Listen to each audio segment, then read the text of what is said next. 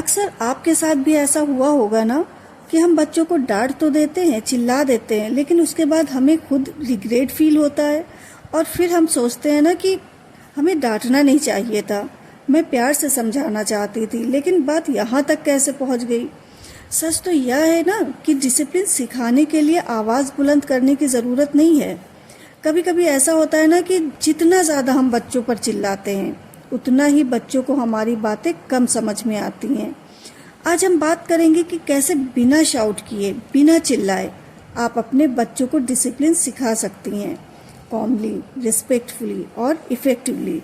तो अस्सलाम वालेकुम, मैं हूं Shama Shahnawaz and welcome back to my channel. I hope आप सभी खैरियत से होंगे। अल्हम्दुलिल्लाह मैं भी बिल्कुल ठीक हूँ। आज के टाइम पर ना पेरेंटिंग बहुत टफ हो चुकी है।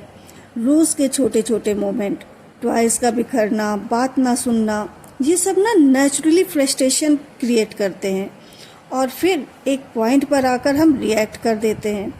लेकिन यहाँ ना एक इम्पॉर्टेंट बात समझना ज़रूरी है कि डिसिप्लिन का मतलब पनिशमेंट नहीं होता है। डिसिप्लिन का असल मतलब है टीच करना, गाइड करना और बच्चे को सेल्फ कंट्रोल सिखाना। और ये तभी पॉसिबल है जब आप खुद शांत रहते हैं। तो चलिए स्टेप बाय स्टेप समझते हैं कि हाउ टू टीच डिसिप्लिन, कैसे आप बिना चिल्लाए डिसिप्लिन सिखा सकते हैं। तो इसके लिए स्टेप नंबर 1 है बिहेवियर के पीछे का रीज़न समझना। हर बैड बिहेवियर के पीछे ना एक रीज़न होता है, कभी टायर्डनेस, कभी अटेंशन की नीड और कभी ओवरवेलम। जब हम सिर्फ ऊपर से बच्चों का रिएक्शन देखते हैं ना तो हम रिएक्ट करते हैं, लेकिन जब हम अंदर की वजह देखते हैं ना तो हम रिस्पॉन्ड करते हैं। अगर बच्चा बार बार डिस्टर्ब कर रहा है तो वो अटेंशन मांग रहा है। अगर वो ज़िद कर रहा है तो शायद वो कंट्रोल फील करना चाहता है। जब आप अपना लेंस चेंज कर देते हैं ना तो आप अपना टोन ऑटोमेटिकली सॉफ्ट कर देते हैं और यहीं से शाउटिंग ख़त्म होना शुरू होती है। स्टेप नंबर 2, नो को रिप्लेस करें डायरेक्शन से। हम रोज़ कितनी दफ़ा अपने बच्चों से कहते हैं ये मत करो, रुक जाओ, चुप हो जाओ, लेकिन आप ही सोचिए जब हम हर चीज़ के लिए बच्चों को मना कर रहे हैं तो बच्चा आखिर करे क्या। उन्हें सिर्फ रोकिए नहीं, उन्हें गाइड करिए। अगर आप कहीं गई हुई हैं और वहाँ बच्चों ने दौड़ना शुरू कर दिया तो आप उन्हें मना करेंगी कि दौड़ो मत, लेकिन इसी के साथ आप उन्हें गाइड भी करें कि ऐसी जगहों पर आहिस्ता चलना चाहिए। अगर बच्चा शोर कर रहा है तो आप सिर्फ उन्हें मना मत करिए कि चिल्लाओ मत, बल्कि उनको गाइड करिए कि जो भी बात करनी है नॉर्मल वॉइस में करिए। तेज आवाज़ में बात करना बैड मैनर होता है। जब आप उन्हें अल्टरनेटिव देते हैं ना तब उन्हें समझ आता है कि उन्हें क्या करना चाहिए, और जब क्लियरिटी मिलती है तब रेसिस्टेंस कम हो जाता है। स्टेप नंबर 3, पावर स्ट्रगल से बाहर निकलना। कई बार इशू बिहेवियर का नहीं होता है, इशू होता है कि कौन जीतेगा, पेरेंट्स वर्सेस चाइल्ड। जितना आप पुश करते हैं ना उतना बच्चा रेसिस्ट करता है। इस साइकिल को तोड़ने का एक सिंपल तरीका है चॉइस देना। जैसे तुम अभी चॉइस रखना चाहोगे या फिर 5 मिनट बाद। अब आप कंट्रोल लूज नहीं कर रहे हैं, आप कंट्रोल शेयर कर रहे हैं। और जब बच्चे को थोड़ा कंट्रोल मिलता है ना तो वो ज़्यादा कोऑपरेट करता है। Step number 4, slow down the moment. Shouting अक्सर तब होती है ना जब मोमेंट फास्ट हो जाता है, सब कुछ जल्दी जल्दी हो रहा होता है और हम भी उसी स्पीड में रिएक्ट कर देते हैं। लेकिन अगर आप उस टाइम पर अपने आप को शांत कर लेती हैं ना तो पूरा सीन ही चेंज हो जाता है। थोड़ा सा रुकना, बच्चे के पास बैठना, सॉफ्ट वॉइस में बच्चे से बात करना, ये छोटी छोटी चीज़ें ना बच्चे के नर्वस सिस्टम को शांत कर देती है। और जब बच्चा शांत होता है ना तो फिर आपको चिल्लाने की ज़रूरत ही नहीं पड़ती। इसलिए जब भी बच्चों से बात करें अपने माइंड को शांत रखें।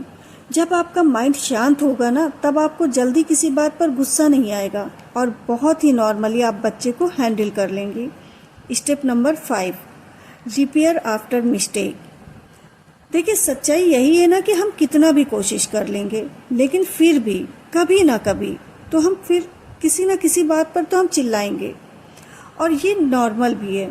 देखिए परफेक्ट होना गोल नहीं है, रिपेयर करना गोल है।